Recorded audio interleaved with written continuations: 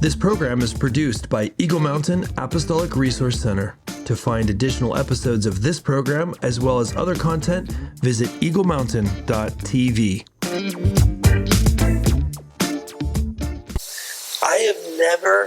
I'm going on record right now, I've never had a harebrained idea. He's had lots of ideas that have hair on them. Did you just say I've had lots of ideas with hair on them? Yes. Okay. Oh my goodness. What?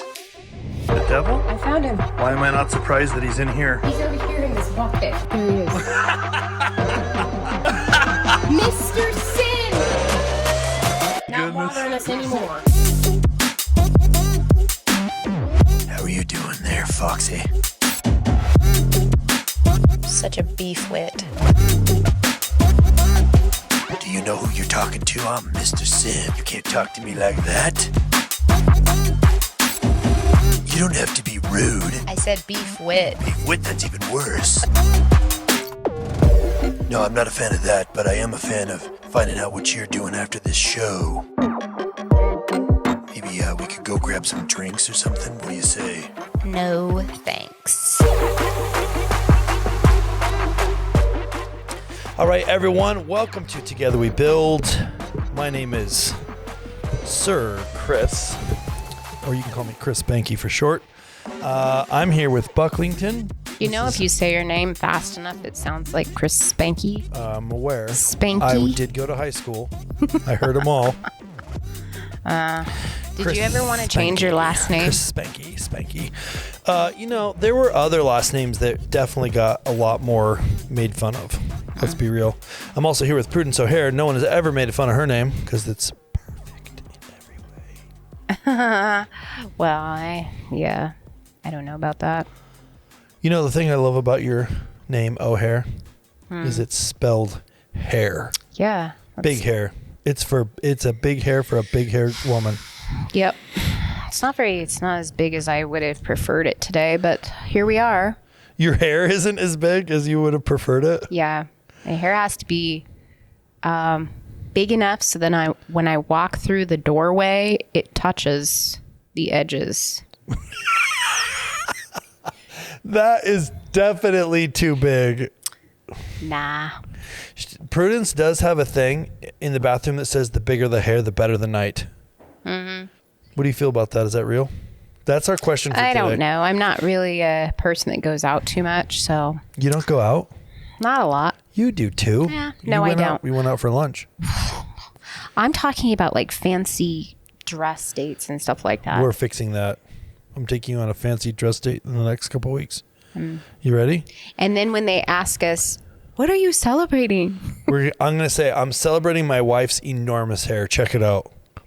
Boom. Uh-huh. Okay. Yeah.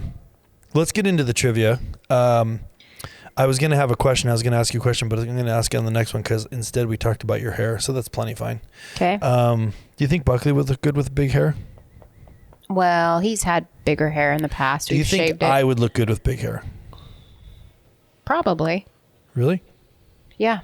We could get a wig. Find out. Okay. What's the first trivia question? Okay. So trivia, we're doing animal trivia, and I'm feeling really good. I'm feeling really good. Okay. What is it? Okay, so we already did the toucans passing fruit back and forth. We did the strongest sense of smell. We did the otters having a pebble their whole life. We did which sea creature can be broken into 5 pieces. I wonder where the first engagement ring idea came from. Maybe it came from the otters. Because if the otters are giving each other a pebble, or at least one of them, the male gives the female pebble that she keeps all of her life as a token of his love. Maybe human beings took the idea from them. You suppose? While engagement rings signify a bond and a promise of eternal love today, back thousands of years ago, they were worn more as contractual purposes. Historians believe that the first engagement rings originated from ancient Roman culture around 200 BC, where they symbolized obedience and or a legal contract. Huh. Let's go. Okay, Let's get it. You couldn't hear the horn, but it was amazing. Okay, so that's where engagement rings come from. It had nothing to do with otters. So the first question for you today is, and I believe in you, how do you know what is the main way? How do you know how cats show they trust you?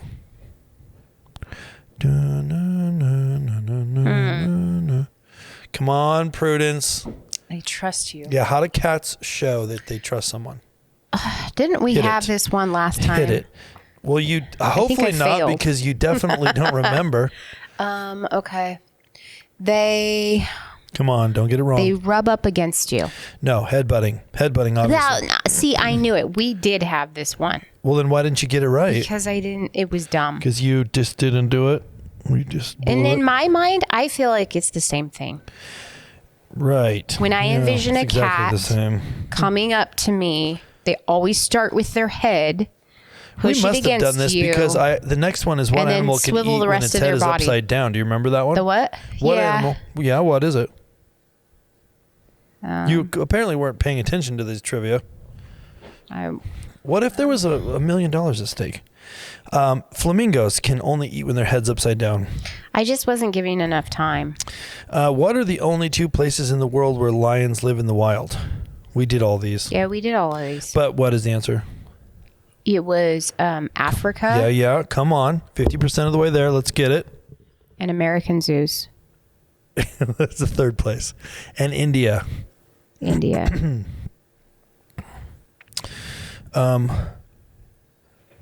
Okay, we did this too, but I just feel like we need to review these. What aquatic animal is the most poisonous in the world? This was something I don't Come on, think I got. you've had all these. It was a one of those blow up fishes. Bloviating. It was a bloviating It answer. was one of those blow up. Puffer fish. I'll give you Yes. that one. What is a group of hedgehogs called? A group of hedgehogs. I believe this is a new one. A hedge.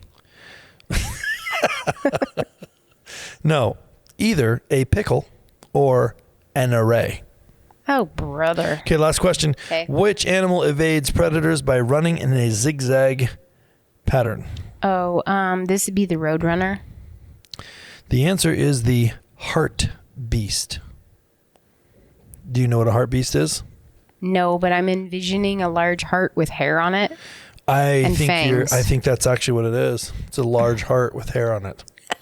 You're right. It also has fangs because it's a And it has beast. it's a large heart with hair with fangs. Is it a deer type creature? I don't know what a heartbeat is. Heart beast. It's spelled. I mean, beast isn't even spelled right, so I don't even know. Maybe I'm saying it wrong. It's HARTEBEEST.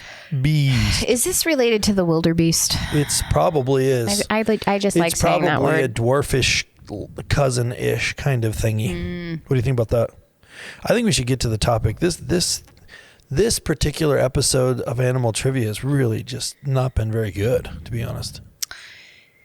Yeah, it's a bit stagnant. It's a bit stagnant. Okay. All right, let's get into this. So, we're talking about this concept, which we have talked about before here and there some, but it's super important to get back into it because for a lot of reasons. But one is just the state of the world right now is it's how you say a little bit crazy. And I think when things get bizarre, Satan has a certain approach that he uses all the time, which is to push people into this place that I call drifting, which is essentially when people are anytime, essentially, when people are not living according to the way God designed them. So we're going to be talking about living in the 3%, a call to stop drifting. And really, I feel why we call it the 3%. It's because I believe that 97% of all people are what I call drifting the way I define it is they're living outside of being in a line with what God made them for. So let's say he made someone to be an incredible auto mechanic and they're not doing that, then they're living outside of their design. They're just floating through life without purpose, not doing what God made them for, out of alignment with his plan, if you will. What do you first of all, before we really get into this, what do you think about that? Well, when I think of the word drifting, I think of our daughter, 14-year-old daughter, when I pulled out one time this last summer. And In the car? Yeah. Going like 20. Yeah. She's like, hey, Mom, I totally think you could have drifted that corner. Everything she's learned about drifting is from Mario Kart. Yeah, from Mario Kart. But I don't think that's the same thing as It what is we're talking a about. little bit different. Also, when I think of honest. drifting, I think of like one of those lazy river things. Yeah. Where you just like laying on your little Yeah, tube, that's a little bit more accurate. and you just kind of going wherever the water takes you. It's just like you're sitting in that lazy. Yeah, you got no purpose. It's a lazy river of drifting. A lazy river. Drifting in the lazy river. Yeah, this is all bad. It's actually a great analogy. So, yeah, I mean, I fully believe that everybody was designed on purpose by God for a specific reason, and they're alive today at this moment because God chose them to be born right now and design them for a specific purpose. So We're not talking about like taking rests and breaks, because sometimes you need that. oh yeah, that's actually super important. And there's kind of the other side of this coin where people can kind of turn getting things done into a god or working into a god. And we're not talking about that. It's the opposite of that. So that's actually critically important too. Like, if you aren't caring for yourself mentally, physically, and every other way, then you aren't going to be in a position to, you will for sure not be in a position to actually carry out the purpose that God's created you for either. So that's actually just as important. But we're not talking about that. We're talking about this concept of kind of floating through life. So like, Well, it's definitely the easiest thing, and that's why we all do it. Because I feel like I gotta stop using the word "like" so much. if you do, you need to do it with like a Valley Girl accent. Did you just say "like"? You did. You just said "like." Like, No, okay, sometimes I come say on. like. Let's make a pact to beep Should I whenever do- somebody says "like." Well, that's a lot of extra editing, babe. No, not that. We'll just do it manually. We'll do it. With our voices.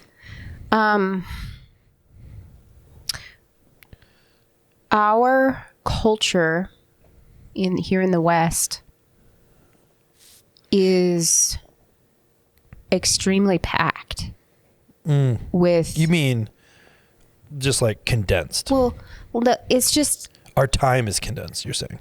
we're always needing to feel like we have to be doing rather than just being in a lot of cases. So I think we're just busy doing a lot of even meaningless tasks in a sense, or we're working to just survive. And we're so stocked up with busy that we literally like, oh, beep. You're supposed to beep me when I say like. We're literally beep living lives that when we get done with our day, alls we can do is just like oh, there it is again. You're missing it, You didn't Chris. say I like. said like.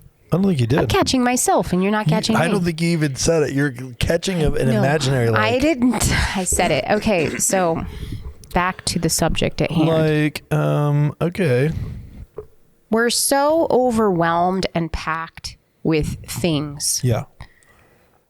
including Good things. emotional stuff that we invent and make up, or that we I mean, you do, but or that we accept from the devils as something that we want to chew on, that we have no capacity left to really traverse in the important and the purpose of why we're here.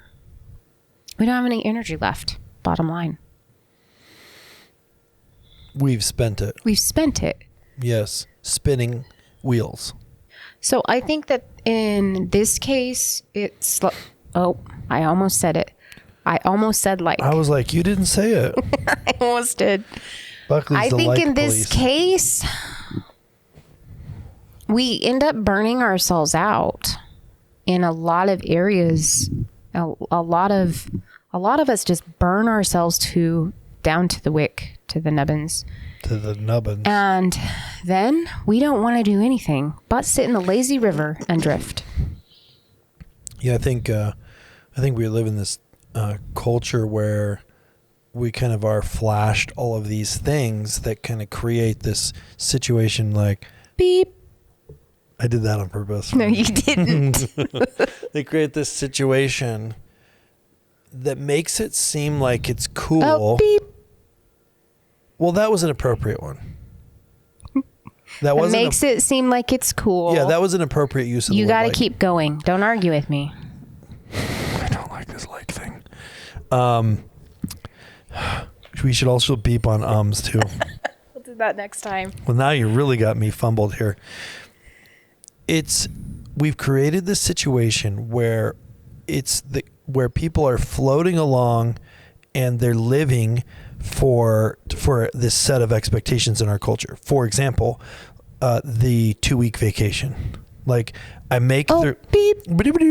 I float along through life, hating my job, hating my work. I accidentally got there. It wasn't really part of the plan. It's not really in alignment with who I am, but I need to do it.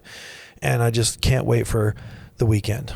And I'm going to go, spend all my time on the weekend, relaxing and kind of getting back to where I can just make it to get through another week again. So we just spent all of our energy on something that we didn't actually want to do in the first place. I do that for 50 and that in and of weeks. itself is draining. I do that for 50 weeks so that I can survive long enough to do my 2-week long vacation. And 2 week is like TOOWEEK as well as TWOWEEK. And it's 2 weeks long, and it's also 2 week. Like, not good. Like, we don't like our coffee week. We don't like our vacations week either. You know what I'm saying? Well, and also when we are not doing something fulfilling to us and to how we were designed, it's excessively draining and it's depressing. Yeah. And we feel purpose beep. You're not catching my likes. I feel like it's a disruption, to be honest. Well, This whole like thing is a disruption. no, it's a training program. You're going to have everyone watching beeping this off, too. We're going to have a whole world's going to be beeping now. You didn't even know what you were saying. What were you saying? Well, you keep going on about it. Beep, beep, beep, beep, beep. Okay, no more beeping. So now I'm very distracted with the beeping thing. Back to drifting. I feel like Satan tries to do a lot of distracting, which maybe this beeping exercise is a distraction, I don't know, from the main topic, which is Satan wants to get us off our assignment. He wants to get our eye. Okay, what did they say when you were a little kid and you were playing baseball? What'd they say when you come up to the plate? Keep your eye on the Ball. Keep your eye on the ball. I was like, is she going to get this? I didn't ever play it. Yeah, but the expression, keep your eye on the ball, right? Right? Am I right? Yep. The reality is that Satan wants to keep our eye off the ball. And that's where the drifting comes in. So if you fully knew why God made you on the earth and you just fully 100% were after that, you were after why he made you. That's what Satan doesn't want, because he doesn't want you to be able to fulfill the very reason God made you. So he wants us to be distracted with this floating through life. And then one day you wake up and you say, oh my goodness, I am whatever, 90 years old, and I don't remember how I even got here. Have you ever been driving somewhere and then you pull in and you park the car and then you kind of come to an awareness that you don't remember what happened the last 35 minutes? Yeah, Admit I it. have had a Admit couple it. of cases like that. That's what he wants you to do with your life. It's actually really freaky. It is freaky, and he wants you to have an awareness at the end of your life that you missed what you were supposed to be doing. Yeah. And you just floated through. I'll get to that. I'll get to that. I'll get to that. I'll get to that. And it is so important to not do that. What do you think about that? Let's look at John 10:10 for a second. Everybody knows this. The thief comes to steal and kill and destroy. I have come that you may have life and have it to the full or more abundantly. I think that's a great example of Satan wants to come in and steal the effectiveness, steal the joy, steal the purpose away from your life and get you off track so that you miss what you were made for. So let's just go ahead and jump to recognizing the drift. Yeah, let's do it. How do we know if we're just sitting in lazy river? If you look around and you're in a swimsuit sitting in an inner tube floating with no control, you're probably in the river of laziness. Okay. But more even practically. Well, I don't know. What do you think? Well, that's what I'm asking you. I think that if you ask yourself, what is my life for? What am I here for? What am I doing? What am I doing that matters? How is God growing me so that I can do more of what matters? If you can't answer what that is, it's very likely that you're just drifting. Mm-hmm. Now, that's going to be pretty offensive to some people. You might even be tempted to turn this off. Rah, rah, rah, rah. Listen, I believe if you look at 100 average people, 97 of them are like this. So you're in good company with a lot of other amazing people that have a lot of talent.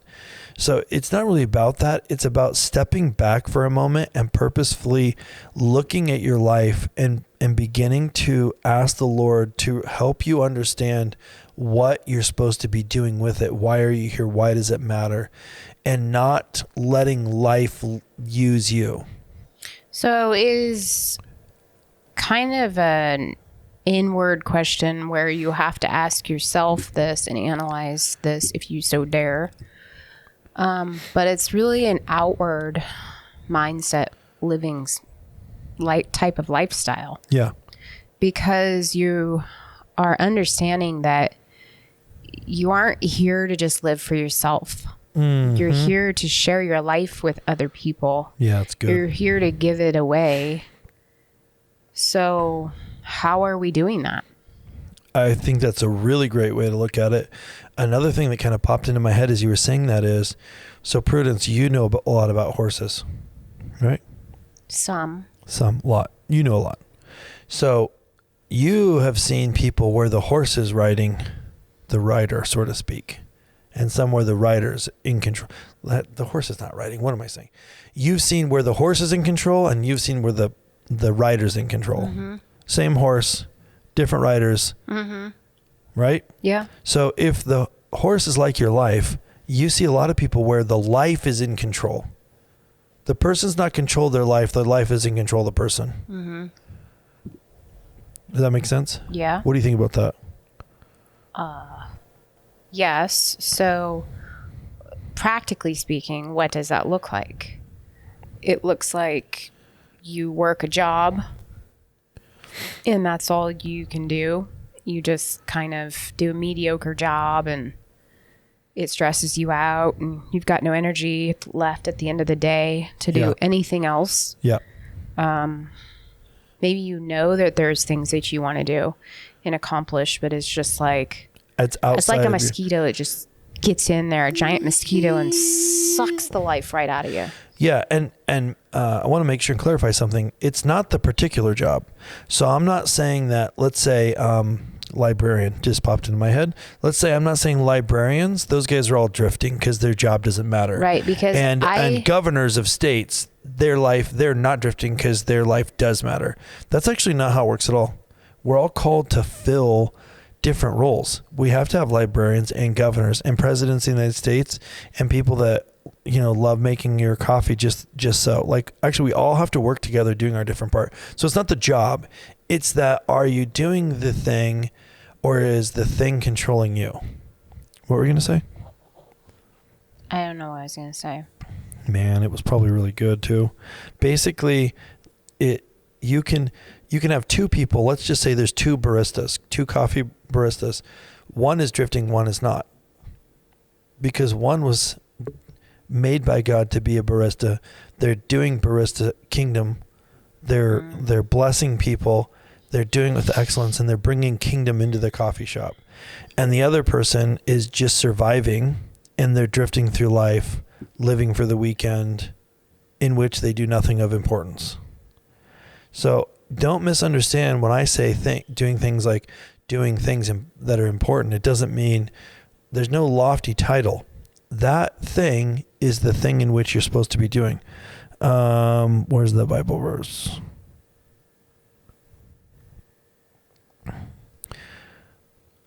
Ephesians 2:10, for we are created in God's handiwork. So stop.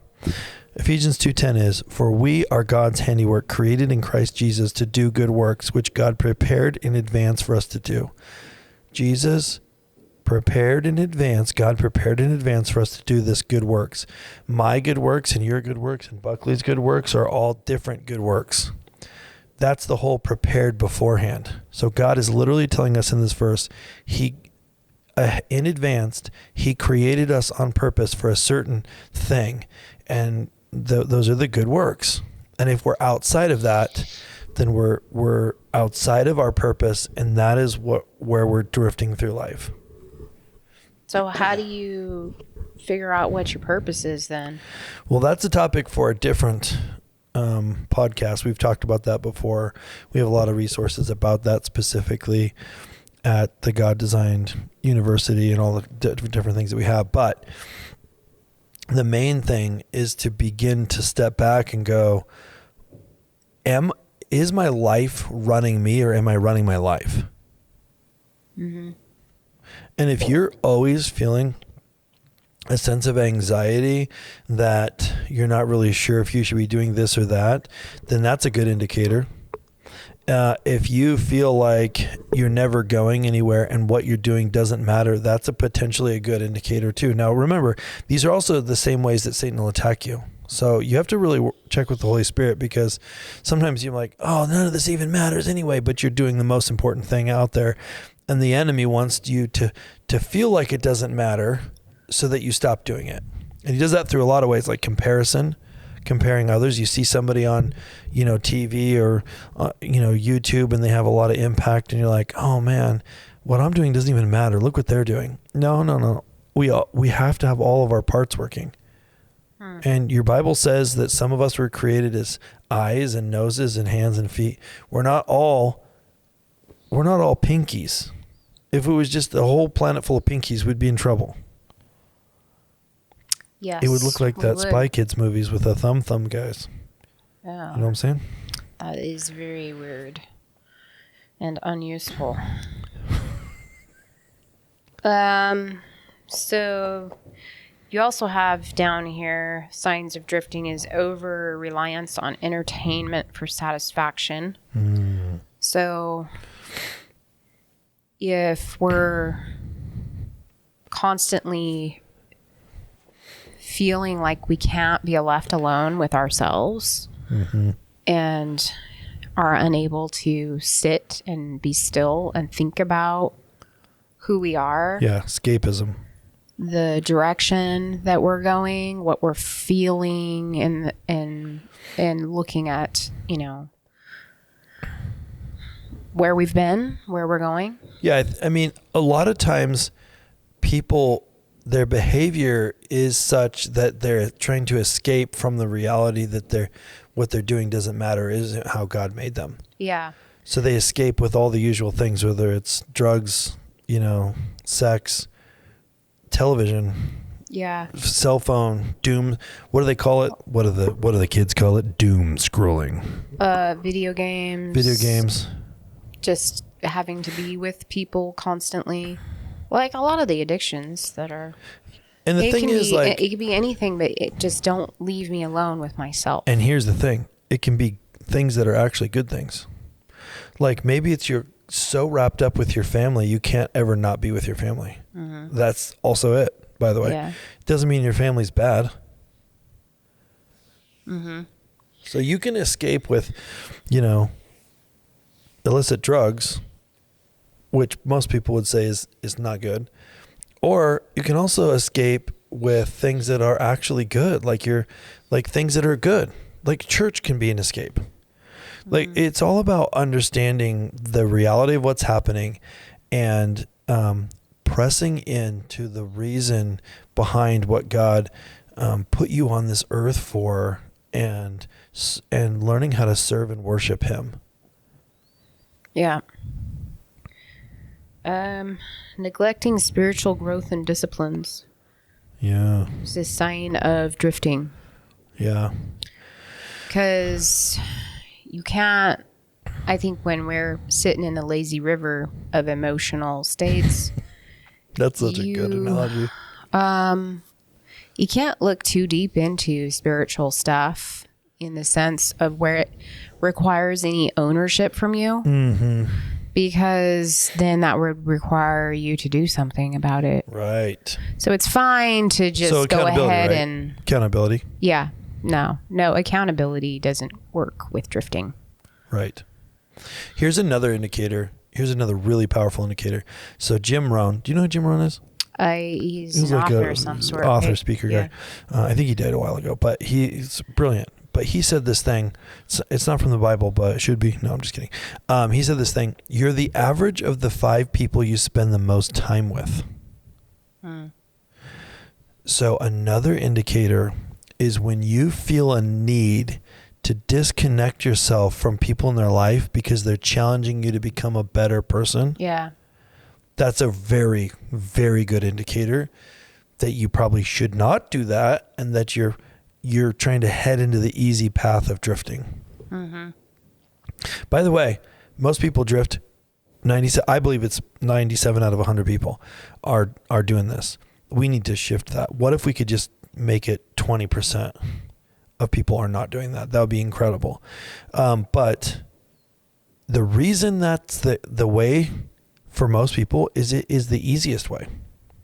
Let's say we're on the lazy river. It's much easier to just float on your little tube than to try to swim up it. There's people in your way. The current is against you. Everything's working against you. But if God said go north and the lazy river is floating you south, you're going to have to do the hard work of swimming upstream. Yeah. Yep. That's definitely, I think that's one of the key words right there. Hard work. Hard work.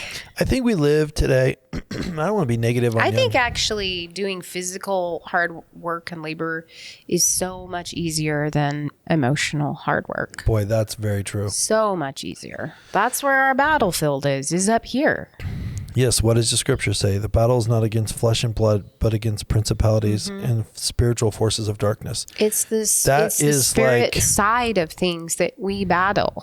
And it's harder to detect. It's harder to know. And it's more powerful of a fight. So I don't want to sound like I'm dogging on young people, because I think it's all of culture today. It's not just young people, but our culture today doesn't like accountability. Do we have a no button? I don't know. Owen's got some buttons programmed into the sound machine over here. I could try some of them, but they don't like accountability, and they don't like work.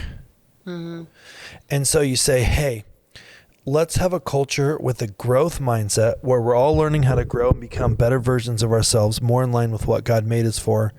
And let's hold each other accountable so we make sure we do it. Those are all the wrong things to say to our younger generation. Yeah. That's like, and our current generation. I think it was kind of deteriorating in millennials too. Like it was. Well, and our generation. Like, basically, let's just say the last 100 years to be really blunt. It's easy to poke fun at the younger people, the unsuspecting younger, Gen Zers. But the truth is that for the last 100 years, society's been on a rocket ship towards this. And basically accountability and hard work are hard. Duh. And that's one of the reasons why people don't like him. So when Satan presents this easy option of floating through life with no purpose, most people are going to go, yeah, that sounds pretty good. And then here's what's happening now that's so powerful. Because there's the other side of the pendulum where people work themselves to the bone, become workaholics, people take advantage of them, which is all bad too. But because that exists, it creates this little powerful excuse where you say, well, I have to be healthy. So I need self-care, which could be anything from, drinking way too much or watching too many, binge watching, episodes of Friends every hour. Like, these things are literally the opposite of productive. They're the opposite of helpful, and they're disconnecting you from the reality of what's really happening because it's hard work to deal with. Just like you said, Prudence, I think you should talk about this for a second because I think it's missing from culture a lot. The work of growing mentally and working through and repairing relationships and kind of growing, that's much more difficult than like hard work getting up really early in the morning and splitting wood all day. Oh yeah, it definitely is. I mean, if you're a human being, I shouldn't have to explain this to you. You absolutely should understand what. Let's just pretend like everyone is. watching is a Buckley dog for a second. Explain it to us. Why is it hard? Why is it? I think it seems like it should be easy. Because I think that what is happening in our minds is something that we can kind of keep concealed. It's easy to hide. Yeah. We don't have to be vulnerable because nobody actually knows what's going on in our heads. Right. And with the culture that we've developed now, if you don't like something, if you don't like someone, if you don't like something that's going on at your church, or you gotta keep. You don't like your wife, one. you don't like your husband anymore. Guess what? You can just go ahead and get a new one.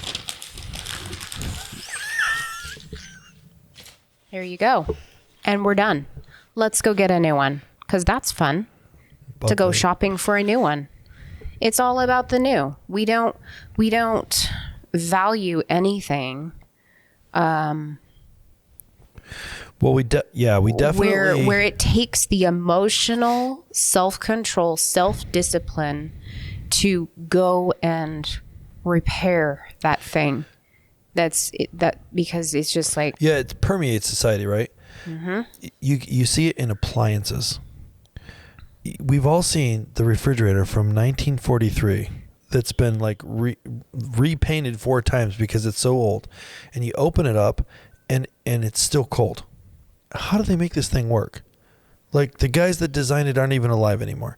Meanwhile, you go buy the new fancy pants LG that detects when your milk is spoiled and orders more from Amazon on your behalf, and that thing lasts 18 months and then breaks. Right. And then people expect that to happen. Yeah. Well, as one country song by Diamond Rio says so eloquently, they just don't make hearts like they used to. Oh my word, that's funny. These days, a heart ain't worth a dime. So if you equate the heart to the soul part of us, we've cheapened that piece of us. Diamond Rio. Just the same as the appliances that are being built now. But it's a battle. It's a major battle because the only person that can control it is us. And if we can't have the fruit of the Spirit of self-control and self-discipline, then we are not going to do anything more than our little selfish attitude wants. Yeah, I think what you're saying, Prudence, is so important. As we're, kind of wrapping this up and thinking about what do we do about it. So what was it? In the late 90s, I think is when Rick Warren published a Purpose-Driven Life book. And at one point, from when he released that till now, somewhere in there, that book was the number one self-help book in the world, even though it's a Christian book. And you have to ask yourself why. Like, was Rick Warren that great of an author? I don't know. I read the book. It was fine. I think the reason it was the number one wasn't because it was that great of a book. I'm not saying it was a bad book or anything about the book. I think that the reason is because people want to have a purpose-driven life. Mm-hmm. And the reason they want that is because deep down inside, they believe and understand they were meant for something greater because God made them that way. And Satan wants to cause them to take the easy path of drifting. Why is it the easy path? Because the other way is a risk. If you drift, you drift. But if you try to go to do the hard things and go the path that God's made, and then you fail at it, then you've failed. Well, you also risk other things like rejection. You risk rejection. You risk loss of material possessions, mm-hmm. relationships. Yes.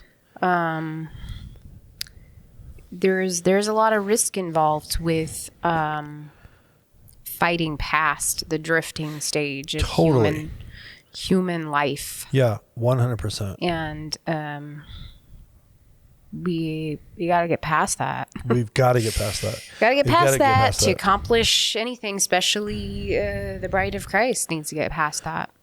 So Prudence, I feel like as we're wrapping this up, if it's true that, and it is, by the way, your Bible says Jesus gave us this mission, and the mission was go into all the world, make disciples of nations.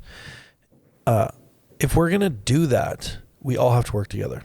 If we're going to all work together, we need to all be doing our part. We can't all be, you know what you say that's super funny? You say we can't have too many cooks in the pot. What you mean to say is we can't have too many cooks in the kitchen.